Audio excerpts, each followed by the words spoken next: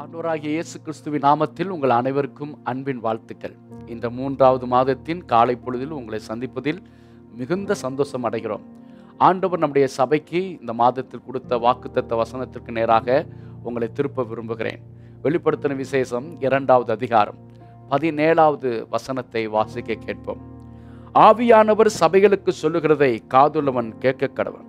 ஜெயம் கொள்ளுகிறவனுக்கு நான் மறைவான மன்னாவை புசிக்க கொடுத்து அவனுக்கு வெண்மையான குறிக்கல்லையும் அந்த கல்லின் மேல் எழுதப்பட்டதும் அதை பெறுகிறவனே அன்றி வேறொருவனும் அறியக்கூடாதும் ஆகிய புதிய நாமத்தை கொடுப்பேன் என்று எழுது என்று ஆண்டவர் திருவுளம் பெற்றுகிறார்.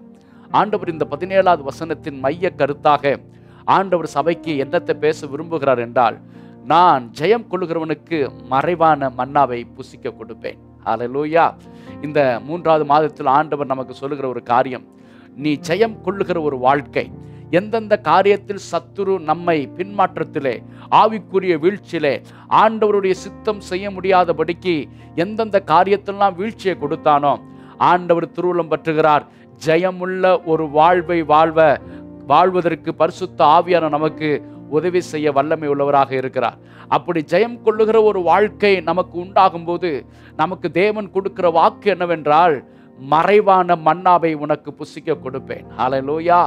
இந்த வாக்கு தத்தம், இந்த வசனம், இந்த தேவனுடைய வார்த்தை வெளிப்படுத்தின விசேஷத்தில் 7 சபைகளுக்கு ஆண்டவர் ஒவ்வொரு சபைக்கும் ஒவ்வொரு காரியத்தை ஆண்டவர் பேசிக்கொண்டே இருக்கும் பொழுது 7 சபைகளிலே 3வது சபையாக இருக்க பெர்கமோ சபைக்குத்தான் இந்த வாக்கை, இந்த வசனத்தை ஆண்டவர் திருவுளம் பற்றுகிறார். இந்த பெர்கமோ சபை எப்படிப்பட்டது என்றால், ஆரம்பத்திலே வைராக்கியமுள்ள ஒரு சபை, ஆண்டவருக்காக பக்தி வைராக்கியமாக இருந்த சபை, அது ஆண்டவருக்காக கொழுந்து விட்டு எரிந்த ஒரு ஆவிக்குரிய ஜீவியம் நிறைந்த சபை உள்ள விசுவாசிகள் உள்ள ஒரு சபையாக இந்த பெர்கமோ சபை காணப்பட்டது. ஆனால் காலப்போக்கிலே அதனுடைய பக்தி வைராக்கியம் குன்றி போனதை நாம் வேத வசனத்தில் வாசிக்க முடியும். இந்த சபைக்கு எப்படிப்பட்ட ஒரு வைராக்கியம், எப்படிப்பட்ட ஒரு ஆவிக்குரிய ஜீவியம் இருந்தது என்றால், வெளிப்படுத்தின விசேஷம் 2வது அதிகாரம் 13வது வசனத்தை வாசிக்கிறேன், கவனமாக கேளுங்கள். உன் கிரியைகளையும் சாத்தானுடைய சிங்காசனம் இருக்கிற இடத்தில் நீ குடி இருக்கிறதையும் நீ என் நாமத்தை பற்றி கொண்டிருக்கிறதையும் சாத்தான் குடிகொண்டிருக்கிற இடத்தில் உங்களுக்குள்ளே எனக்கு உண்மையுள்ள சாட்சியான அந்திப்பா என்பவன் கொல்லப்பட்ட நாட்களிலும் என்னை பற்றும் விசுவாசத்திற்கு நீ மறதியாமல் இருக்கிறதையும் அறிந்திருக்கிறேன் என்று எழுதப்பட்டிருக்கிறது. அப்படி என்றால் என்ன? சாத்தான் சிங்காசனம் போட்டிருக்கிற இடத்திலே இவர்கள் இருக்கக்கூடிய அவ்வளவு பாவம், அவ்வளவு அக்கிரமம், அவ்வளவு அநியாயங்கள் நிறைந்த இடத்திலே இவருடைய சபை இருந்தாலும் இவர்கள் ஆண்டவருக்காக வைராக்கியமாக வாழ்ந்திருக்கிறார்கள், ஆண்டவருக்காக உண்மையுள்ள ஒரு வாழ்க்கை வாழ்ந்திருக்கிறார்கள். இப்படிப்பட்ட நிலைமையில இருந்த இந்த சபை, ஆண்டவருக்காக பக்தியாக இருந்த இந்த சபை காலப்போக்கிலே உலகத்தோடு ஒத்துப்போன நிலைமையை நாம் இங்கே பார்க்க முடிகிறது. ஆண்டவர் இந்த நாளில், இந்த 3வது மாதத்தில் நம்மோடு பேச விரும்புகிறார். நாம் எப்படி ஆரம்பித்தோம் என்பது முக்கியமல்ல, எப்படி முடிக்கப் போகிறோம் என்பதை பரிசுத்த ஆவியானவர் மிகவும் வாஞ்ச உள்ளவராக இருக்கிறார். ஆண்டவருக்காக ஒரு காலத்தில் நீங்கள் இன்னும் உற்சாகமாய் ஓடிக்கொண்டிருக்கலாம், ஆண்டவருக்காக எழும்பி இருக்கலாம், ஆண்டவருக்காக பிரகாசித்து இருக்கலாம். ஆனால் இப்பொழுது நடைமுறை நாட்களிலே, இந்த காலகட்டத்திலே நம்முடைய ஆவிக்குரிய ஜீவியம் எப்படி இருக்கிறது? மிக முக்கியமான ஒன்று. ஆண்டவர் மறுபடியும் நமக்கு திருவுளம் பற்ற ஒரு காரியம் முடிந்தது அல்லது இதுவரைக்கும் நடந்ததை விட்டு விடுவோம். இப்பொழுது ஆண்டவர் இந்த 3வது மாதத்தில் நமக்கு சொல்லுகிற ஒரு காரியம், தேவன் மீண்டும் நம்மை ஜெயம் கொள்ளுகிற ஒரு வாழ்வுக்கு நேராக நடத்த விரும்புகிறார், வெற்றி உள்ள வாழ்வுக்கு நேராக நடத்த விரும்புகிறார். அப்படி நாம் ஆண்டவருடைய பிரசன்னத்தில் ஒப்பு கொடுக்கும் போது நிச்சயமாகவே அந்த வெற்றியை, அந்த ஜெயத்தை நம்முடைய வாழ்க்கையில் பெற்றுக்கொள்ள முடியும். சத்துரு உங்களை குறித்தோ, உங்களுடைய ஆவிக்குரிய ஜீவியத்தை கொடுத்தோ, உங்கள் குடும்பத்தை கொடுத்தோ 1000 திட்டங்கள் தீட்டி இருக்கலாம். ஆனால் பரிசுத்த ஆவியானவர் உங்களை குறித்தும், உங்களுடைய ஜீவியத்தை குறித்தும், உங்களுடைய குடும்பத்தை குறித்தும், உங்களுடைய பிள்ளைகளை குறித்தும், உங்கள் சந்ததிகளை குறித்தும் அவர் திட்டம் பண்ணி இருக்கிறார். சத்துருவின் திட்டம் அல்ல, தேவனுடைய திட்டமே, பரிசுத்த ஆவியானுடைய திட்டமே உங்கள் ஒவ்வொருடைய வாழ்க்கையிலும் நிச்சயம் நடந்தேறும் என்பதிலே எந்த சந்தேகமும் இல்லை. ஹல்லேலூயா. இந்த பெர்கமோ சபை குறித்து வேதம் சொல்லுகிறது, ஆரம்பத்திலே வைராக்கியமா இருந்த சபை காலப்போக்கிலே உலகத்தோடு ஒத்துப்போக ஆரம்பித்தது. எப்படி என்றால், பீலையாமின் உபதேசத்திற்கு, பீலையாமின் சதி திட்டத்திற்கு அந்த உபதேசத்தை இந்த சபை பின்பற்றக்கூடியதாக இருந்தது. விக்கிரகங்களுக்கு படைக்கப்பட்டதையும் வேசித்தனத்துக்கு ஒத்த அருவருக்கத்தக்கதான பாவத்தையும் இந்த சபை செய்ய ஆரம்பித்தது. ஆண்டவர் இந்த காலை நேரத்தில் நம்மோடு கூட எச்சரித்து ஆண்டவர் கட்டளையிட்டு சொல்லுகிற ஒரு காரியம், ஒரு நாளும் உலகத்தின் காரியத்திற்கு நாம் ஒத்து போகாமல் தேவனோடு இருக்கிற உறவிலே நிலைத்திருக்க, அவருடைய அன்பிலே பூரணப்பட பரிசுத்த ஆவியானவர் நம் ஒவ்வொருவருக்கும் கிருபை பாராட்டுவாராக. வேதம் சொல்லுகிறது, ஆண்டவருக்காக வாழும்படியே தேவன் நம்மை பிரித்தெடுத்திருக்கிறார். நாம் உலகத்துக்குரியவர்கள் அல்ல, உலகத்தில் வாழ்கிறோம், ஆனால் உலகத்துக்குரியவர்கள் அல்ல, நாம் விண்ணுக்குரியவர்கள், நம் ஆண்டவருக்கு சொந்தமான பிள்ளைகள். ஆகவே நம்முடைய வாழ்க்கையிலே ஆவிக்குரிய ஜீவியத்திலே உலகத்துக்கு உண்டான எந்த ஒரு காரியம் நம்மோடு கூட கலந்திருந்தாலும் ஆண்டவருடைய பிரசன்னத்தில் இன்றைக்கு ஒப்பு கொடுப்போம். இந்த மாதத்தில் ஆண்டவரிடத்தில் கெஞ்சுவோம். கர்த்தர் ஒரு புதிய தொடக்கத்தை, ஜெயமுள்ள வாழ்வை நமக்கு உண்டாக்குவதற்கு அவர் உண்மை உள்ளவராக இருக்கிறார். ஹல்லேலூயா, ஆமென். அது மாத்திரமல்ல, இரண்டாவது ஒரு காரியத்தை கொடுத்து, ஆமென், 15வது வசனத்தில் வாசிக்கிறோம், கள்ள போதகத்திற்கு, வஞ்சிக்கிற போதகத்திற்கு இந்த சபை ஒத்து போனது.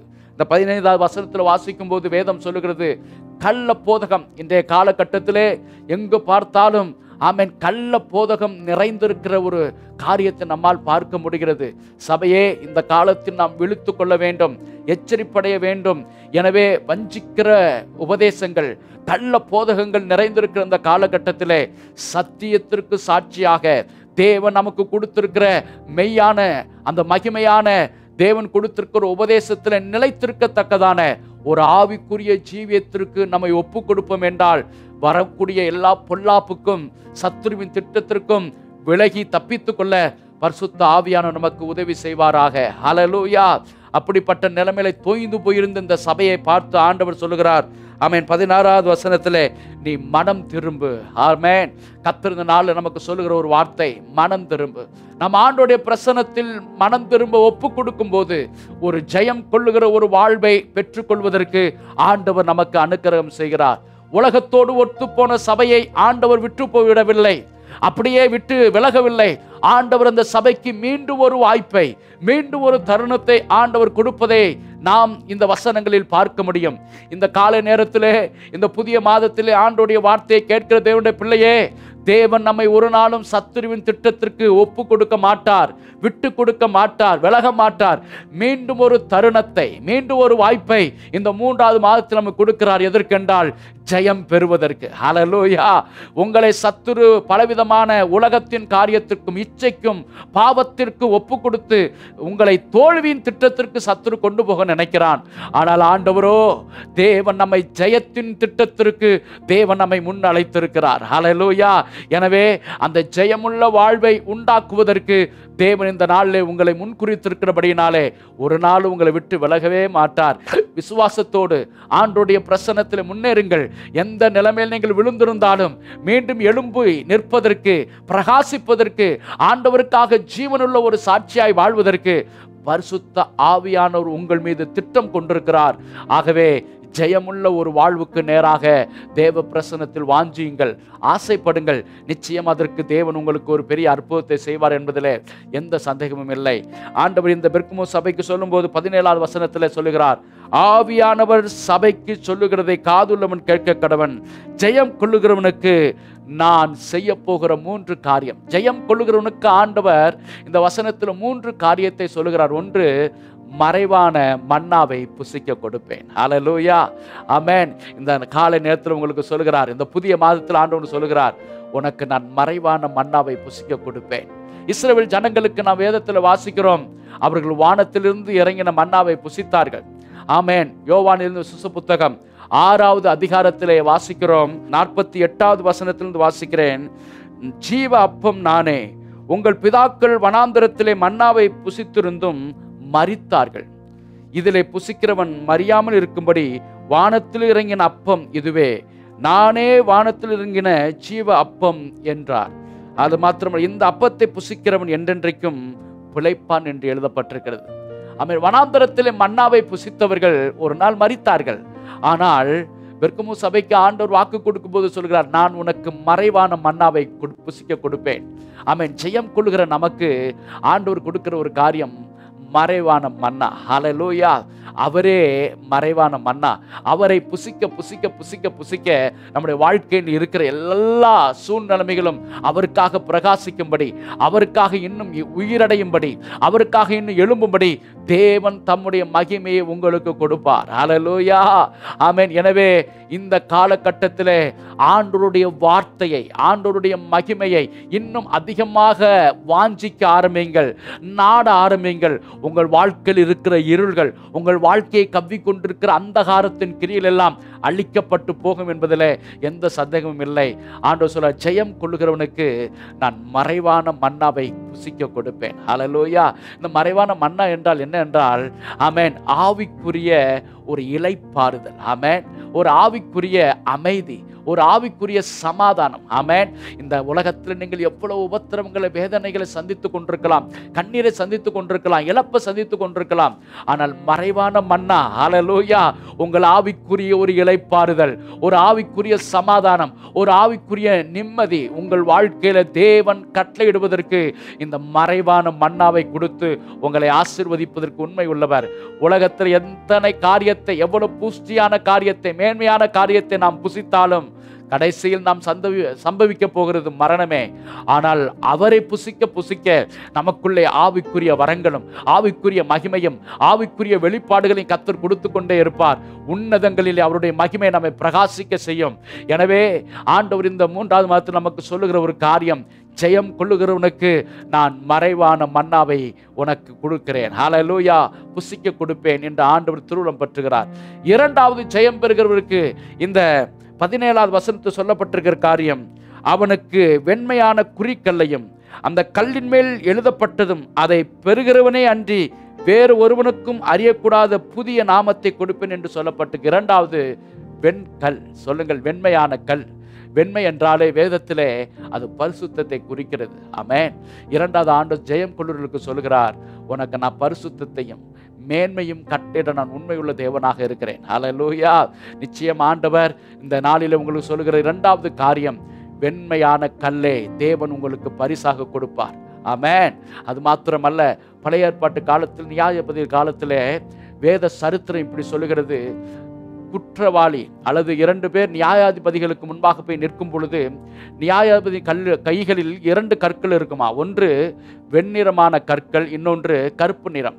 அந்த நியாய வழக்கிலே உண்மையானவர்களுக்கு, தவறு செய்யாதவர்களுக்கு, அந்த குற்றம் சாட்டப்பட்டிருந்தும் அந்த குற்றம் இல்லை என்று நிரூபிக்கப்பட்டவர்களுக்கு நியாயாதிபதியிடத்திலிருந்து வெண்மையான கல் கையில கொடுக்கப்படும். இது என்ன அடையாளம் என்றால், இவர் தவறு செய்யாதவர், இவர் இந்த காரியத்தில் வெற்றி பெற்றவர் என்று அர்த்தம். தவறு செய்து ரூபிக்கப்பட்டவர்களுக்கு, அது நிரூபிக்கப்பட்டவர்களுக்கு அதே நீதிபதி கருப்பான கல்லை கொடுப்பார். அப்படி என்றால் அடையாளம், அது தவறு செய்த காரியம், அது தவறு செய்ததற்கு அடையாளம். இன்னொன்று, அது தண்டனைக்கு அடையாளமாக கூறப்படுகிறது. ஆமென். ஆண்டவர் நமக்கு சொல்லுகிறார், ஜெயம் கொள்ளுகிறவனுக்கு வெண்கல்லை நான் பரிசாக கொடுப்பேன். ஹல்லேலூயா. ஆமென். எத்தனை பேர் விசுவாசிக்கிறீர்கள்? ஆமென். உங்கள் வாழ்க்கையில ஜெயம் பெறுவதற்கு பெரிய அற்புதமான காரியத்தை இந்த நாட்களை கர்த்தர் உண்டாக்குவார். உங்கள் ஜெய வாழ்வுக்கு நிச்சயம் ஒரு பரிசை கர்த்தர் வைத்திருக்கிறார். அதுதான் பரிசுத்தத்தின் மகத்துவம். ஹல்லேலூயா. ரோம அரசாங்க காலத்திலே ஆமென் போட்டிகள் நடைபெறும். அந்த போட்டியில யார் ஜெயிக்கிறார்களோ இந்த காலத்திலே நமக்கு மெடல் கொடுக்கிறார்கள், நம்ம கழுத்திலே பலவிதமான காரியத்தை அனுபவிக்கிறார்கள். ஆனால் ரோம அரசாங்கம் வாழ்ந்த காலத்திலே அந்த வரலாற்றிலே வாசிக்கிறோம், யார் ஜெயிக்கிறாளோ அவர்களுக்கு வெண்மையான கல்லிலே அழகாக அதை என்ன பண்ணுவார்களாம், டிசைன் செய்து அதை பரிசாக கொடுப்பார்களாம். ஆண்டவருடைய பிள்ளையே, இந்த உலகத்திலே தேவன் உங்களுக்கு சொல்லுகிற ஒரு வார்த்தை, உங்கள் வாழ்க்கையிலே ஜெயம் உண்டாகும் போது தேவன் உங்களுக்கு ஒரு வெண்மையான கல்லை கொடுப்பார். அது பரிசுத்தத்திற்கு அடையாளமாக இருக்கிறது, அந்த பரிசுத்தத்தின் மகத்துவத்தை குறிக்கிறதாக இருக்கிறது. எனவே சத்துரு ஒரு நாளும் உங்களை அசுசிப்படுத்த முடியாது, தீக்கரையாக்க முடியாது, உங்களை ஒரு நாளும் கரைப்படுத்த முடியாது. எனவே ஜெயம் கொள்ளுகிற வாழ்வுக்கு நேராக நம்மை அர்ப்பணிப்போம். கர்த்தர் பெரிய காரியங்களை செய்வாராக. ஹல்லேலூயா. அது மாத்திரமல்ல, 3வது சொல்லப்பட்டிருக்கிறது, அந்த வெண்கல்லிலே இதுவரை ஒருவரும் அறியாத நாமத்தை, அதை பெறுகிறவனே அன்றி வேற ஒருவரும் அறியவில்லை, புதிய நாமத்தை நான் உனக்கு என்ன பண்ணுவேன், எழுதி கொடுப்பேன். 3வது ஆசீர்வாதம் என்னவென்றால், ஜெயம் பெறுகிறவர்களுக்கு கிடைக்கிற மூன்றாவது ஆசீர்வாதம், இதுவரை அறியாத ஒரு நாமத்தை அந்த வெண்கல்லிலே கர்த்தர் உங்களுக்காக எழுதி வைத்திருக்கிறார். அல்லேலூயா! எத்தனை பேர் விசுவாசிக்கிறீர்கள்? உங்களை இதுவரைக்கும் உலகம் எப்படி அழைத்ததோ தெரியவில்லை. இதுவரைக்கும் உங்களுடைய பெயரை இந்த உலகம் எவ்வளவு அவமானப்படுத்தினது எனக்கு தெரியவில்லை. ஆனால் இந்த வார்த்தையை கேட்கிற தேவனுடைய பிள்ளையே, ஆவிக்குரிய ஜீவியத்திலே ஜெயம் பெறுகிற உங்களுக்கு ஆண்டவர் சொல்லுகிற ஒரு காரியம், ஒரு புதிய நாமத்தை உனக்கு நான் அந்த வெண்கல்லிலே எழுதுகிறேன். அந்த நாமத்தை, அந்த கல்லை வாங்குகிற அந்த நபரே அல்லாமல் வேற ஒருவரும் அந்த நாமத்தை அறிவதில்லை. அவருக்கு தெரியும், ஜெயம் பெறுகிறவர்கள், அந்த பரிசை பெறுகிறவர்களுக்கு தெரியும். ஆமென். இந்த 2 பேருக்கு மாத்திரமே அந்த நாமம் தெரியும். அவ்வளவு ரகசியமான மகிமையான ஒரு நாமத்தை கர்த்தர் உங்களுக்கு ஆண்டவர் எழுதி வைத்திருக்கிறார். ஆமென். சத்துரு உங்கள் பெயரை எவ்வளவு அவமானப்படுத்தியிருக்கலாம், எவ்வளவு நிந்தையாக, எவ்வளவு கேவலமாக உங்கள் பெயரை சத்துரு சீரழித்திருக்கலாம். ஆனால் இந்த 3வது மாதத்தில் ஆண்டவர் சொல்லுகிறார், ஒருவரும் அறியாத ஒரு புதிய நாமத்தை உனக்கு அந்த வெண்கல்லில் எழுதியிருக்கிறேன். நீ பெற்றுக்கொள்ளத்தக்க ஓடு. கர்த்தர் உன் வாழ்க்கையில பெரிய காரியத்தை செய்வார். ஹல்லேலூயா! ஆமென். வேதத்தில் வாசிக்கிறோம், யாக்கோபை இஸ்ரவேலாக மாற்றினார். ஆமென். சவுலை பவுலாக மாற்றினார். உலகத்திலே ஒரு பெயர் மாற்றத்தை உண்டாக்கினவர் நித்தியத்திற்காக நம்மை ஆயத்தப்படுத்தி கொண்டிருக்கிறார். உங்கள் வாழ்க்கையில் ஒரு பெரிய அற்புதத்தை செய்வார். சத்துரு உங்களுடைய பெயரை எவ்வளவு நிந்தனைக்குள்ளாக நடத்திருந்தாலும் கவலைப்படாதீர்கள். இதோ ஒரு புதிய நாமம், அது உங்களுக்கும் தகப்பனுக்கும் சர்வ வல்லவருக்கு மாத்திரமே அந்த பெயர் தெரியும். அந்த பெயர் மகத்துவம் உள்ளது, அது மகிமைக்குரியது. ஆண்டவர் உங்கள் வாழ்க்கையில நீங்கள் வெற்றி பெற்றதற்கு ஆமென் பரிசாக இந்த பெயரை உங்களுக்கு தேவன் வைக்கிறார். எனவே உங்கள் வாழ்க்கை ஒரு ஜெயமுள்ள வாழ்க்கையாக மாறப்போகிறது என்பதில் எந்த சந்தேகமும் இல்லை. எனவே இந்த 3வது மாதத்திலே ஜெயத்தை நோக்கி ஓடுவோம். தோல்வி அல்ல. சத்துரு 1000 திட்டங்கள் வைத்திருக்கலாம், அவன் திட்டங்கள் ஒன்றும் உங்கள் வாழ்க்கையில் பலிக்க போவதில்லை. இந்த மாதம் ஜெயத்தின் மாதம். தேவன் நமக்கு மறைவான மன்னாவை புசிக்க கொடுப்பார். ஆமென். இதுவரைக்கும் புசித்ததல்ல, இன்னும் ஆண்டவருக்காக அதிகமாய் அவருடைய வார்த்தையை, அவருடைய மகிமையை புசிப்பதற்கு கர்த்தர் நமக்கு அனுக்கிரகம் செய்வாராக. கண்களை மூடி ஜெபம் பண்ணுவோம். சர்வ வல்லமையுள்ள தெய்வமே, இந்த 3வது மாதத்தில் ஆண்டவரே, ஜெயம் கொள்ளுகிறவனுக்கு மறைவான மன்னாவை புசிக்க கொடுப்பேன் என்று எங்களோடு பேசியிருக்கிறீரே. இந்த வார்த்தையின்படியே உம்முடைய பிள்ளைகள் ஒவ்வொருடைய வாழ்க்கையிலும் ஆண்டவரே, சத்துரு எந்தெந்த காரியத்தில் இளைத்து போக பண்ணினானோ, உம்முடைய மறைவான மன்னா, உம்முடைய மகிமை, உம்மையே எங்களுக்கு ஜீவ அப்பமாக கொடுத்தவர், உம்மை புசிக்க புசிக்க புசிக்க ஒரு ஆவிக்குரிய ஜீவியத்தில் ஒரு மிகப்பெரிய செழிப்பை, பூஷ்டியை கர்த்தர் கட்டளையிட போவதற்காக நன்றி செலுத்துகிறோம். உம்முடைய ஜனங்கள் இந்த வார்த்தையின்படியே உம்மில் அதிக நாட்டம் உள்ளவர்களாய் மாறட்டும். ஆண்டவரே, இந்த பெர்கமோ சபை ஆரம்பத்திலே வைராக்கியமுள்ள சபையாக இருந்தது. போக போக உலகத்தோடு ஒத்து போகிற நிலைமை அல்ல. ஆண்டவரே, இந்த காலத்தில் நீர் எங்களோடு பேசுகிறீர். நாங்கள் நிற்கிற இந்த கடைசி காலத்தில் எங்களோடு நீர் பேசுகிறீர். உலகத்தோடு ஒத்து போகிற அனுபவம் அல்ல, உம்மோடு இணைந்திருக்கிற ஒரு ஜீவியமாய். ஆமா, திராட்சை ஆண்டவரே, கொடியானது திராட்சை செடியோடு இணைந்திருக்குமா போல உங்களோடு நாங்கள் இணைந்திருக்கிற ஒரு வாழ்வு வாழ எங்களை அர்ப்பணிக்கிறோம். எங்களை எடுத்து ஆளுகை செய்யும் ஆண்டவரே. ஜெயமுள்ள வாழ்க்கை வாழ ஆண்டவரே, எங்கள் ஒவ்வொருவருக்கும், இந்த வார்த்தையை கேட்கிற பிள்ளைகள் ஒவ்வொருவருக்கும் கிருபை தந்து வழி நடத்தும். நீர் பெரிய காரியத்தை செய்யும். இயேசுவின் நாமத்தில் ஜெபிக்கிறோம் எங்கள் நல்ல பிதாவே. ஆமென். ஆமென். God bless you. கர்த்தர் உங்களை ஆசீர்வதிப்பாராக. ஆமென்.